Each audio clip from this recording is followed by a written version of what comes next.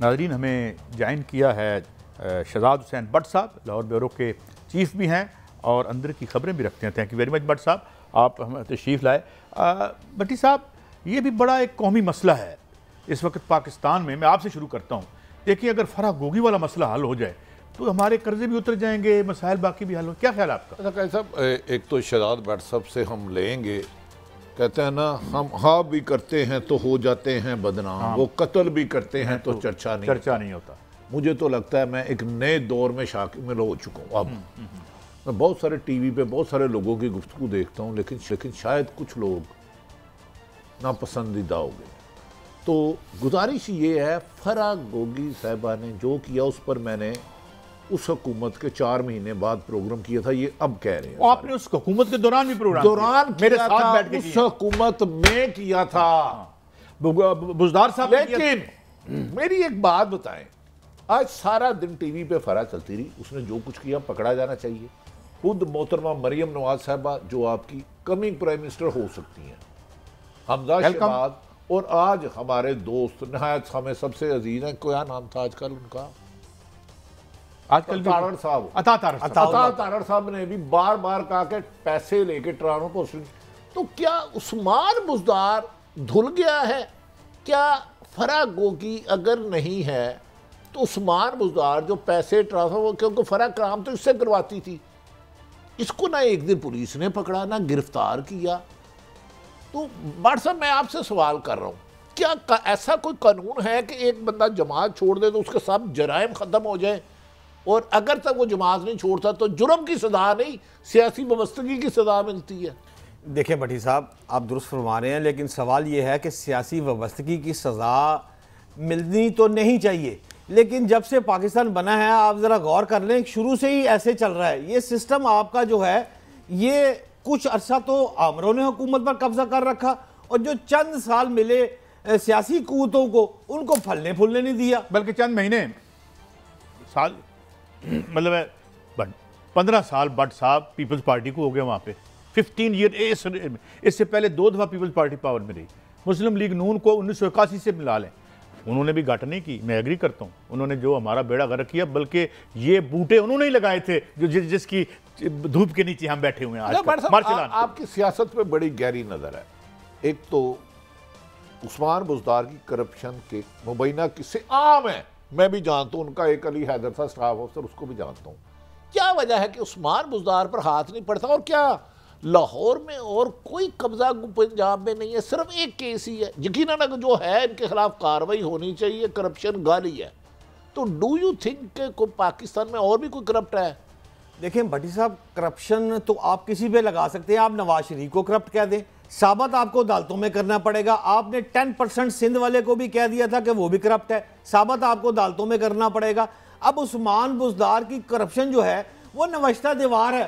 वो आप देखें कि पंजाब का बेड़ा गर्क जिस तरह किया है उस्मान बुज़दार ने, उस पर अल्लाह माफ़ी कहा जा सकता है। और मैं समझता हूं कि आप गौर करें कि उसके बाद जो इस वक्त सीएम पंजाब निगरां है, हालांकि उसका कोई काम नहीं है कि वो ऐसा काम करे, लेकिन दिन रात उस्मान बुज़दार की बजाय आप जो देख रहे हैं इस वक्त निगरां मोहसन नकवी को, स्पीड मोहसन, वो आपको रिजल्ट दे रहा है। तो बंदे भी तो होने चाहिए ना।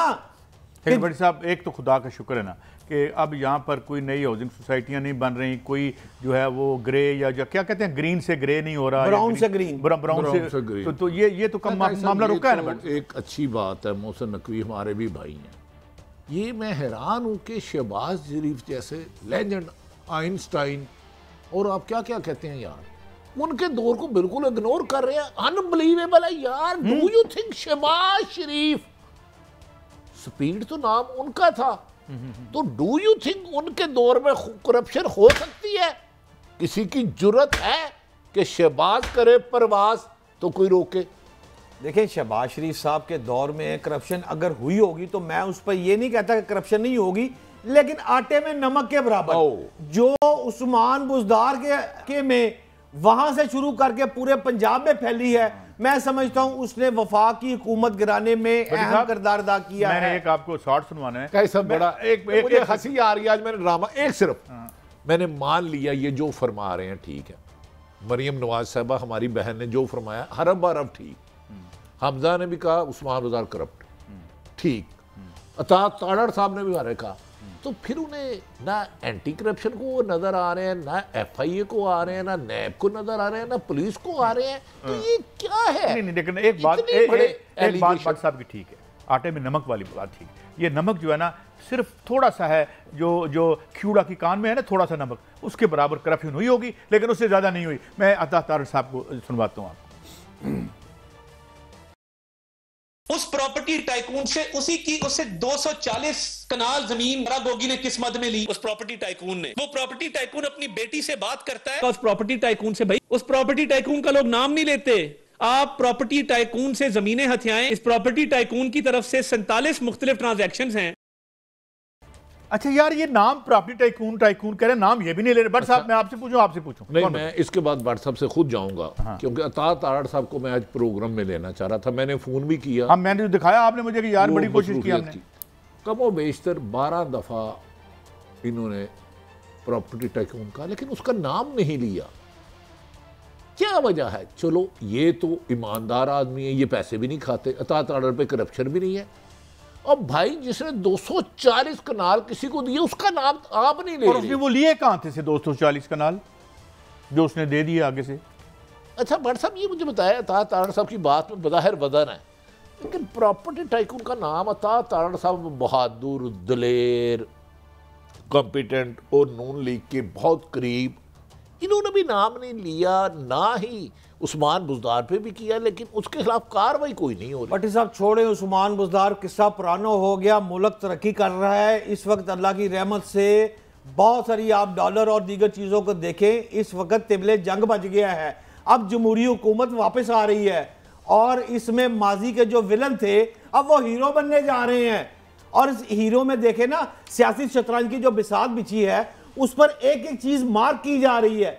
मियां मोहम्मद नवाज शरीफ ने आज जो एक बहुत बड़ी चीज की है वो मुजफ्फरगढ़, काजी साहब जरा नोट करें, मुजफ्फरगढ़ की जो सीट है PP 268, मेरा ख्याल है माजी में ये 270 होती थी, उसमें से जो मोहम्मद अजमल खान चांडियो थे वो जनाब आपके पिछले इलेक्शन में कुछ 40 वोटों से इलेक्शन हारे। नून का बंदा जो है आजाद जीता, PTI का नीचे रहा। अब अगर 17,000 से एक बंदा इलेक्शन जीता था PP 268 का, तो 17,000 में से जो मुस्लिम लीग नून का 16,000 और दूसरा इंडिपेंडेंट, यानी कि ये कंफर्म हो गया कि 268 जो अब सीट है वो उनकी हो गई। इसी तरह अटक, इसी तरह आप राय दे रहे हैं कि फैसला अभी तो, क्योंकि चीफ जस्टिस ने फरमाया इलेक्शन में डाउन नहीं करना, आपने सीट उनको दे दी। सर सीट हमारी इतला है, हमारी इतला जरा मेरे इजहार राय का तो देने दे, हर सर्वे में 70% PTI है। तो ये अचानक लाहौर में इवन के हमारे एक दोस्त, क्या नाम है, चौई गुलाम हुसैन ने कहा कि खुद मुस्लिम लीग नून के लिए कोई सीट नहीं रही, चौधरी गुलाम हुसैन साहब ने फरमाया। तो आप समझते हैं कि नवाज शरीफ साहब जो आए हैं तो ये वज़ीर-ए-आज़म बन चुके हैं? इसका मतलब जी चौधरी गुलाम हुसैन की राय होगी, मैं तो बात कर रहा हूं फैक्ट्स एंड फिगर पर। वो उसकी राय, मेरी तो राय है नहीं ना, मेरी राय माने ना उसकी माने। 17,700 काजी साहब एक वोट, 16,000 एक वोट और 17,700 से जीतता है। 32,000 वोट लेकर जब एक जमात मैदान में उतर रही है तो आप कहते हैं कि जी वो जीत नहीं सकता। रिटर्न ऑफ द वॉल उसने जीतना ही जीतना है, ये तो किताबें कह रही है ना, मैं तो नहीं कह रहा। काई साहब, मैं भट्ट साहब की राय का बहुत ज्यादा मदा हूं। मैं और भट्ट साहब एक जगह कल गए, वो शख्सियत 85 से लगातार इलेक्शन जीतती आ रही है, 85 से। भट्ट साहब मेरे साथ तशरीफ फरमा थे, उन्होंने कहा उस शख्सियत ने कि जनाब मैंने अपने इलाके का बनाया, उन्होंने कहा तरीके इंसाफ के खिलाफ कहीं गए तो वोट भूल जाए, अगर इस्तेकाम में गए भूल जाए, और अगर कहीं और गए तो मेरे बीवी और बच्चे भी आपको वोट नहीं देंगे। एक ही रोला पै गया, बल्ला सीट लै गया। ये बात हुई कि नहीं? ये बिल्कुल बात ऐसी हुई है, लेकिन आप याद रखें वो शख्स हो जिसका आप नाम ले रहे हैं, सरगोदा से उसका तल्लक है, नहीं। 40 साल से उसका खानदान जीत रहा है। फवाद चौधरी की बात कर रहे हैं, ये दोगली पॉलिसी अपना रहे हैं भट्टी साहब। एक साइड पे कह रहे हैं PTI से मैं तुम्हारे साथ हूं, दूसरी साइड पे कह रहे हैं कि जनाब हम आजाद इलेक्शन लड़ लेंगे। कौन लड़ने देंगे इनको इलेक्शन? बात तो एक करें ना, अच्छा। या इस साइड पर जाइए, इस साइड पर अच्छा, आजाद इलेक्शन लड़ना आइन तोड़ने के मुतरद्दिफ है आपका मतलब है? मैं बिल्कुल नहीं चाह रहा हूँ। बिल्कुल नहीं, आजाद हक है हर इंसान को लड़ने का, लेकिन वो अफराद जो पीटीआई की टिकटों पर मुंतखब होते रहे और अरे सानिया 9 मई में मुलव्वस रहे, मैं तो उनको आपका हक नहीं है। सपोर्टर हूं, सिर्फ आजाद नहीं, आप मादर पिदर आजाद इलेक्शन लड़े। बट साहब, भाई साहब, ये जो आपने सर्वे किया था कल परसों के, आप कसम दे रहे थे कि मैं हल्फन कह रहा हूं कि तमाम सियासी जमातों को एक जैसी लेवल प्लेइंग फील्डिंग की जा रही है, सब झूठ बोल रहे हैं कि सिर्फ नून लीग को दिया जा रहा है, पीटीआई को भी उतने मौके मिल रहे हैं सियासत करने के, पीपल्स पार्टी को भी और नून लीग को भी। आप इस बात पे तो कायम है ना? सर जी, बात सीधी है, दोरफी बात है। अब आप देखें, पहले एक लिस्ट जारी हुई जिसमें 2-3 हजार अफराद 9 मई के वाकये में पकड़े गए, पाबंद सलासल है। अब फिर जो दोबारा 945 अफराद की लिस्ट आई है जियो फेंसिंग में, जो अफराद वहां पर मौके पर मौजूद थे उनके नाम आ रहे हैं, अब वो पकड़े जा रहे हैं। अब उनको इसमें थोड़ा सा मैं ये क्लियर कर दूं कि मैं जरूर कहूंगा हुक्मरानों से कि अगर कोई बेगुनाह है तो पंजाब पुलिस उसको पैसे लेकर छोड़ रही है या पाबंद सलासल कर रही है, ज्यादती हो रही है। जो वाकई ये आपने 3,001 बताया आपने, और दो आप कितने बताए हैं? 945 की अब लिस्ट जारी है 4 दिन पहले। अब ये गिरफ्तारियां शुरू हो गई हैं। ये कितने, 4,000 बंदा बन गया, इससे भी ज्यादा है, 5,000 बन गया, ठीक 5,000। अब इस तरह करें कि 24 करोड़ माइनस 5,000 उन्होंने की कसूर है, उन्होंने भी तो कुछ कर लेने दियो। तो खुली आजादी दी हुई है, बंदा ही कोई नहीं उनके साथ इस वक्त है। Very good. अब तो टिकट लेने को तैयार कोई नहीं, काजी साहब। अच्छे रख मलंगी। ये होती है इंडिपेंडेंट राय, अच्छा, ये होती है आज़ादी सहाफत। पंजाब यूनियन ऑफ जर्नलिस्ट के सदर मेरे कायद नवाज इमरान नहीं सर, उनकी राय और हम उसका एहतराम करते हैं। मैं एहतराम कर रहा हूँ, यही तो हुसन है गुफ्तगू का, क्योंकि हम सियासी लोग नहीं है ना, लड़ना थोड़ा है। ये कह रहे हैं लेवल प्लेइंग फील्डिंग है, मेरी दुआ है कि ऐसी लेवल प्लेइंग फील्डिंग नून लीग को ना मिले, बस जो पीटीए के साथ। ठीक है, मेरी दुआ यार, ये मेरी राय तो मुझे करने देना। और काजी साहब, कुछ नहीं होने जा रहा, मुल्क तरक्की करने जा रहा है। और यूं करके टैक्सी करता हुआ जो गिराया था ना जिस शख्स ने, आज वो रो रहा है जेल में बैठा हुआ, वो अब जहाज मियां मोहम्मद नवाज शरीफ ही उठाएगा। मियां मोहम्मद नवाज शरीफ जहाज उठाएगा, ये ज्यादा वजनी नहीं होता, इसको उड़ता है कि उठाया जाता है? वही पायलट उठाएगा ना सारे। अच्छा, पायलट मिल गया है? पायलट खुद है वो। अच्छा बड़ी साहब, नहीं, पायलट के साथ पायलट उसकी बेटी होगी। अच्छा, ये भी खबर दे रहा हूं आपको प्रोग्राम में। अच्छा, पायलट के साथ कोई लंदन मामला तय हुए थे, जहाज कैसे रनवे पे? नहीं, जस्ट फॉर इंफॉर्मेशन। एक ब्रेक है, अच्छा, ब्रेक ही ले लो, वापस आएंगे तो 2 स्टोरीज हैं। स्मॉग की तो हम बात करेंगे, जो रियल इशू है, और ये लॉकडाउन से ठीक होगा, और ये हुआ क्यों है। आज हम दुनिया का गंदा तरीन शहर लाहौर कैसे बन गया बागों के शहर से। यकीनन जो करप्शन फ्री हुकूमतें थी, जो बिल्कुल कोई कब्ज़ा नहीं हुआ यहाँ पे, इस वजह से ये सब कुछ हुआ है। नहीं, ये इसलिए हुआ है कि यहाँ की टाउन प्लानिंग कब्ज़ा ग्रुपों ने की है, और पॉलिटिकल जो है उनके साथ मिल के हैंड इन ग्लव थे, और आज लाहौर में सांस लेना दूभर हो गया है। लेकिन बट सब ठीक कहते हैं, अल्लाह करे हम तरक्की करके शहर से बाहर निकल जाएँ ताकि सांस तो ठीक आए।